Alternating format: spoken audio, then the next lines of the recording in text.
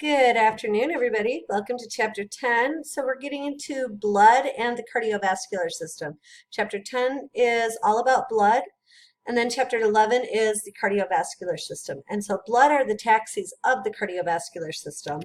They function in movement of materials throughout the system. If I can get this to move, it'd be great, right? Hello, there we go. So blood transports nutrients to our cells and takes waste products away from our cells.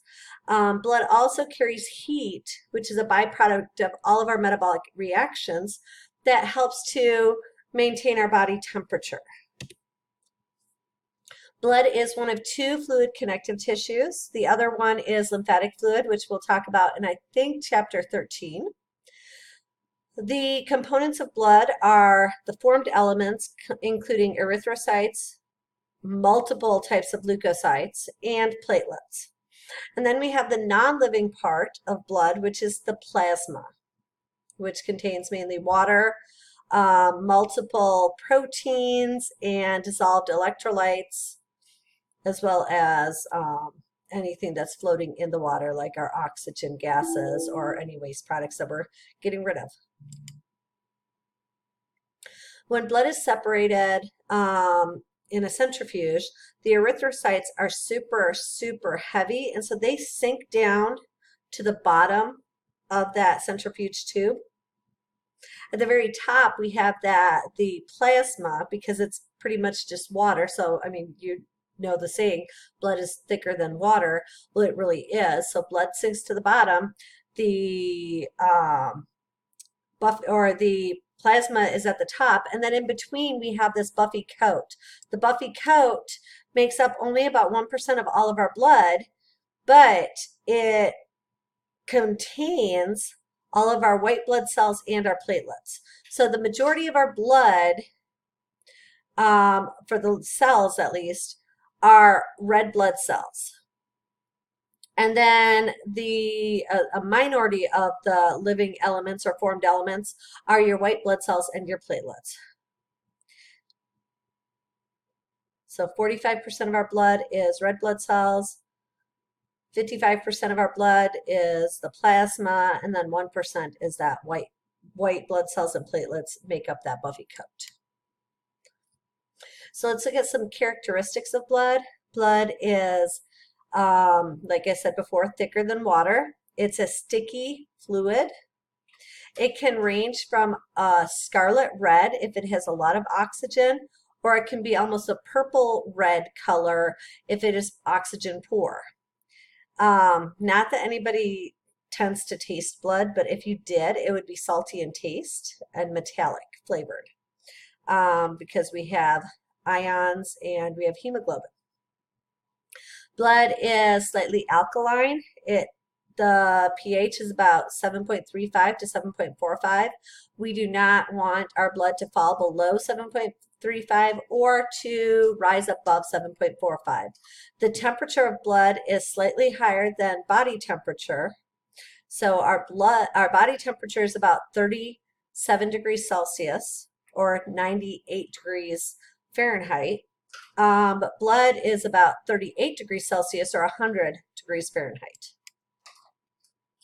At this point, if you're using the study guide, you should be able to tell me what the two types of fluid connective tissue are. What are the living elements that are found in blood? What are the non-living, or what is the non-living portion of blood called? How much of a hematocrit is composed of red blood cells? How much of a hematocrit is composed of plasma? And what is a buffy coat? So let's get into some other characteristics. So if we think about blood and the amount of blood in our body, it's about 5 to 6 liters. So you know those 2-liter bottles of like soda that you get? 2.5 of those, 2.5 to 3 of those would give us, that's how much blood you have in your body at any given time. And that's a healthy adult, okay? So blood makes up about 8% of our body weight. Most of the blood, like we've looked at before, 90% is, or blood plasma, 90% of our blood plasma is water. It is a straw colored. And that is because of all the other dissolved substances that are in the water. So you have a lot of nutrients in our blood plasma. We have waste products in our blood plasma. We have proteins in our blood plasma. And then we have respiratory gases and other materials that are moving around through the blood. Because remember, the blood are the taxis. Basically, blood and blood plasma is the taxi system for our entire body. Everything that we want to get rid of has to go into our blood and get released. Everything we need has to go into our blood and get to our cells. So what are those plasma proteins?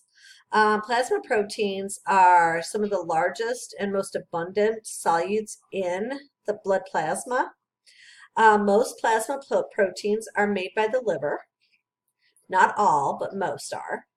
Albumin is a large part of our plasma protein, and it contributes to osmotic pressure, which is the pressure that keeps fluids from leaving our blood, so keeps fluid from entering the interstitial spaces and not coming back. We have proteins called clotting proteins, so we need clotting proteins to stop blood loss. Both of these are produced by our liver. And then we have antibodies. Antibodies help to protect our blood. And so this is a leukocyte. It's not an antibody, but leukocytes are part of our protection system. Antibodies are also part of our protection system. They're produced by a certain type of leukocyte called a lymphocyte. And lymphocytes are part of our immune system. And so albumin and clotting proteins are produced by the liver, antibodies are not.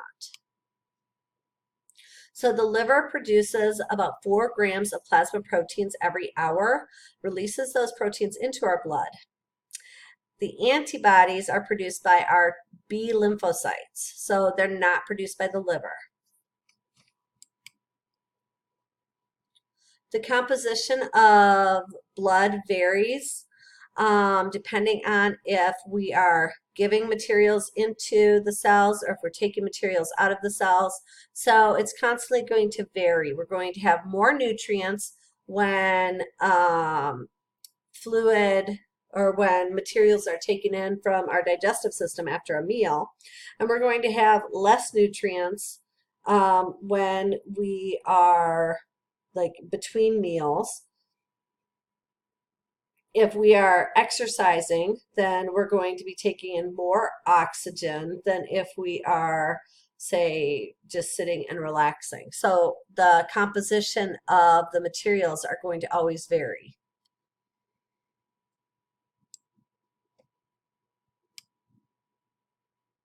The heck. Okay, there we go. So at this point, you should be able to tell me what blood pH is, the basic pH, the average or the range, what the temperature of blood is, how much blood is found in the human body, what the components of blood plasma are, what the 3 major proteins in blood plasma are, and which organ produces the majority of plasma proteins. So I like this picture. It shows different types of blood cells. This is an actual photomicrograph of blood. And so you can see all of the red blood cells. The majority of the cells on here are red blood cells. These are all red blood cells. Here is a white blood cell. There's a white blood cell, a white blood cell, and a white blood cell. This white blood cell is called a lymphocyte. These two are neutrophils, and I believe that could be an eosinophil. And then we have tiny little fragments of blood, fragment cells, I should just say it that way. They're fragments of a larger cell called a megakaryocyte, and these are called platelets. So we're going to look at each of these blood cell types a little bit closer now. So here we have the function of erythrocytes is the first one we're going to talk about. Erythrocytes are also known as your red blood cells. And their job is to carry oxygen. So it's really crazy how much oxygen can be carried by one erythrocyte. So each erythrocyte, a mature erythrocyte, has no nucleus and has very few organelles, if any, okay? So they're basically a bag of hemoglobin. And the hemoglobin is what helps to give it its shape then. So it looks like kind of like a donut with the hole smushed in versus the hole like gotten rid of, if that makes sense. And each blood cell can carry about 280 million hemoglobin. Each hemoglobin can carry 4 oxygen. So that's a lot of oxygen per blood cell. And there are about 5 million red blood cells per cubic millimeter of blood. So that's a lot of oxygen carrying capacity that we have. Oh, I said 280. Okay, and this says 250 million hemoglobin. So still, that's a lot of oxygen carrying capacity, okay? Hemoglobin is an iron binding protein, and so it binds oxygen. And each hemoglobin, like I said, can carry 4 oxygen molecules. And so the main job of blood is to carry oxygen to our tissues. We need oxygen for energy production. So there are some imbalances of blood, of red blood cells. One homeostatic imbalance is known as anemia. Anemia is a decrease in the oxygen carrying ability of blood. And oftentimes this is due to lack of hemoglobin. So if you have iron deficiency, you can't produce those hemoglobin molecules, and so then you have iron deficiency anemia. Another reason would be lower than normal numbers of red blood cells. So if for some reason you're not producing blood like you're supposed to, or you've lost a lot of blood, that can cause you to become anemic. Another disorder is called sickle cell anemia. Sickle cell anemia is a form of anemia associated with irregularly shaped hemoglobin molecules that can't hold oxygen properly. And so this is a normal red blood cell, so you can kind of see that biconcave disc. And you can see that in medial region is kind of flattened in. In sickle cell anemia, you have this sickle-shaped cell right here.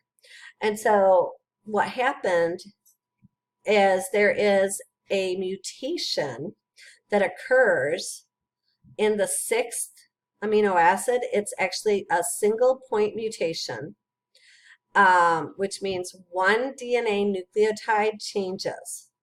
And that change in the one DNA nucleotide causes normal glutamate that would be produced to change into valine. And so a reminder from when we were talking about protein synthesis. There we go. Valine has 4 different codons that code for the same amino acid: GUU, GUC, GUA, and GUG. So if we look at glutamate, there's 2 codes, GAG and GAA. So if we look at this, GUA and GAA are 1 nucleotide different. GUG and GAG are again 1 nucleotide different. And so that nucleotide change actually causes the shape of the protein to change.